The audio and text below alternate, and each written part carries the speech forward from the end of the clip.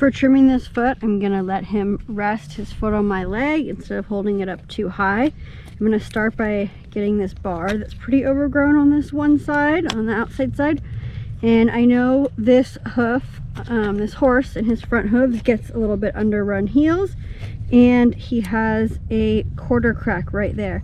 So those are the two main things I'm considering when trimming this hoof, and the two main things that I'm working to correct.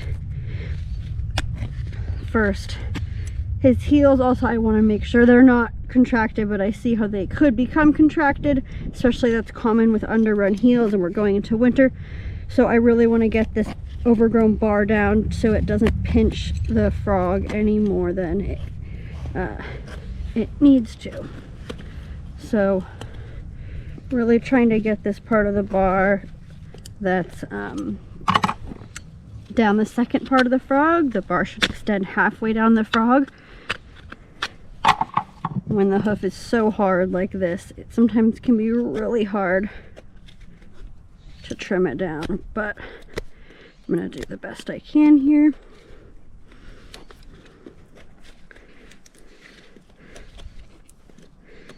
There we go.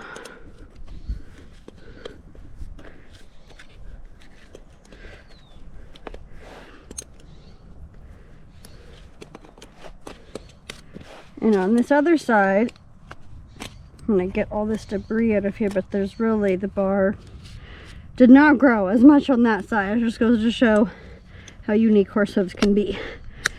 I'm gonna clean up this frog here. I'm gonna try and open up this collateral groove so it's harder for manure to get stuck in there.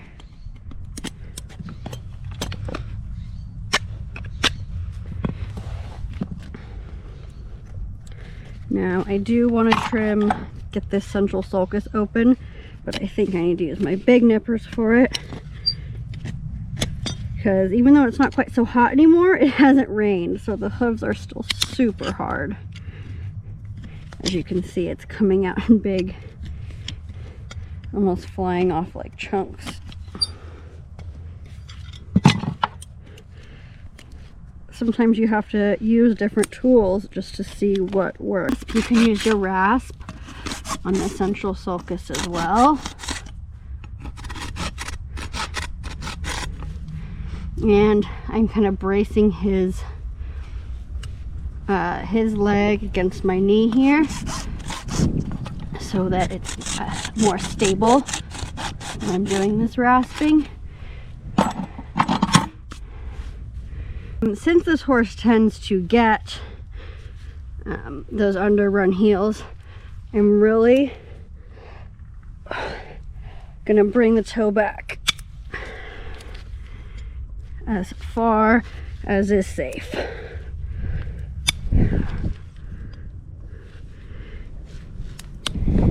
Now this is not the side with the crack, so I'm just coming in like normal, starting my bevel. And I'm not going to use my nippers on his heels. I'm just going to get the heels with my rasp because I don't want to take too much. Since I am working on correcting this underrun heel, I want to make sure I rasp the heels a little bit so the tubules of the hoof continue to go straight, but I don't want to take any unnecessary height off of the heels.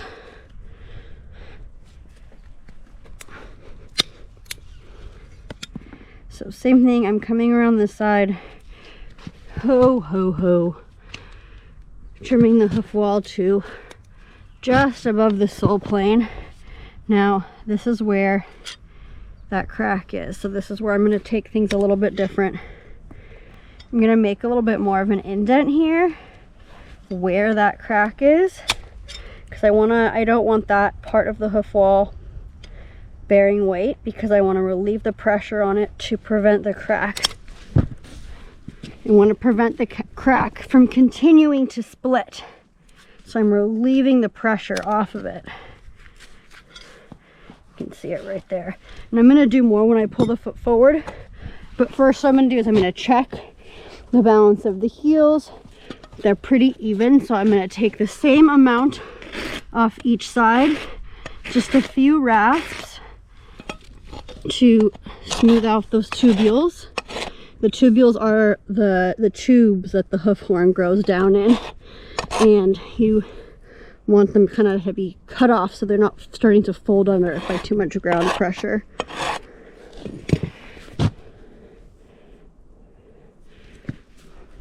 Ho, ho. And what I'm also going to do, because the tubules are growing at a steeper angle in the heel than the toe, I'm going to do a little bit of a heel bevel.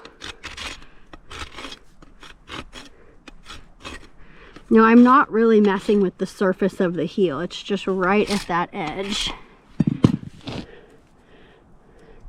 So he still has the full surface and weight bearing on his heels.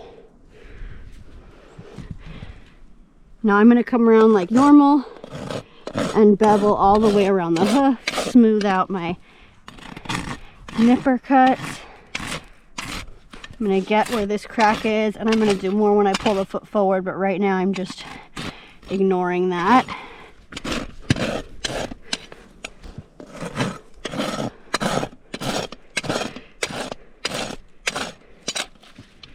I'm doing this bevel all the way around.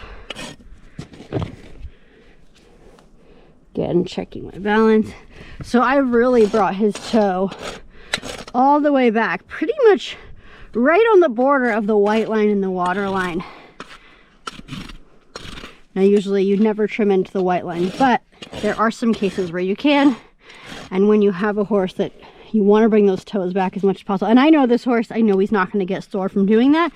Some horses you can't, no matter what, because they just get sore more easily, but this horse doesn't. He's a Mustang, he's got good strong feet, so I know I can bring that toe back a little bit farther than normal to help those heels get more upright. So first I'm going to come around and just smooth out my bevel from the outside, bring this toe back a little bit farther from the front, just really emphasize that shortened toe. All right, now coming around here, first I'm just going to go parallel to the hoof wall, seeing how deep this crack is, smoothing out my bevel more right in front here, and I'm going a little bit at an angle, making a little bit of a V. I'm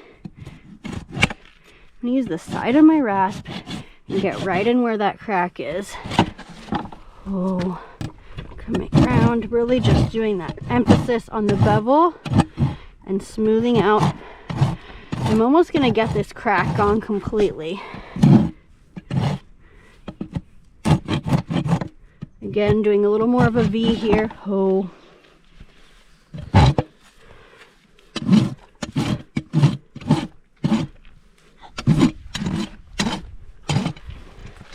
And here I am just using the smooth side of my rasp to smooth it all out.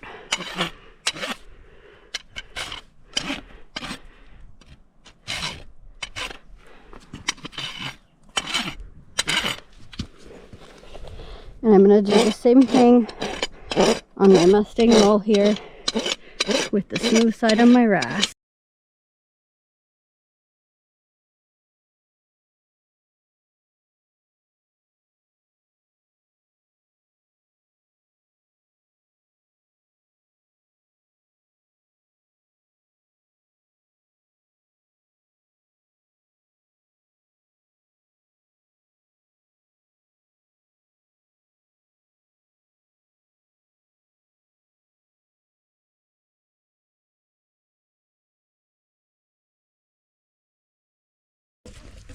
This is now the fourth trim I'm doing to correct this quarter crack, and I've done them each at 2 weeks.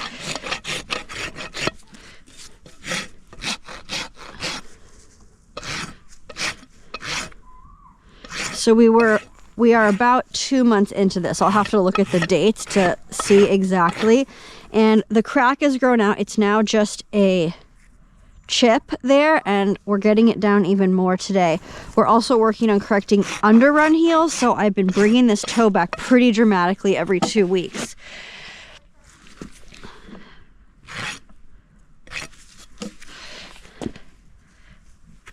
I'm gonna do a heel bevel here.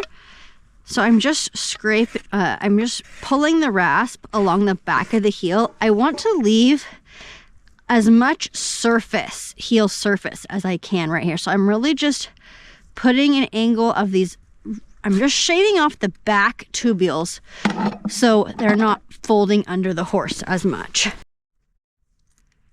Just using my bonsai nippers to get these little stragglers. I have also done 2 apple cider vinegar soaks on him. I need to do more. It's been like pouring rain here and I don't have a good place to do it in the rain. So I'm just trying to keep this open, and I'm going to pack it with Artemud, which I've done several times.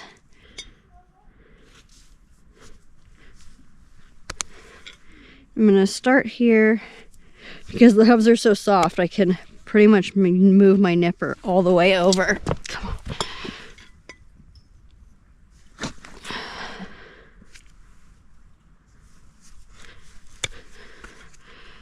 And I'm really aggressively bringing this toe back.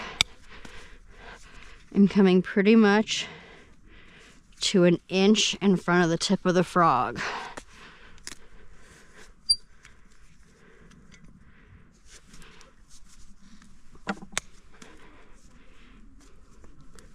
And I'm gonna come back all the way like to the quarters. Pretty much to the beginning of this dip. Once I've done that, I'm gonna come in with my rasp. And here's right where that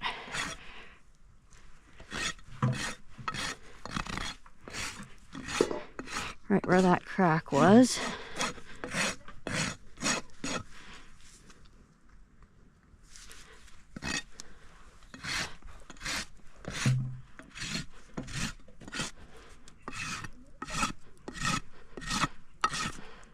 Smoothing out what I did with my nippers.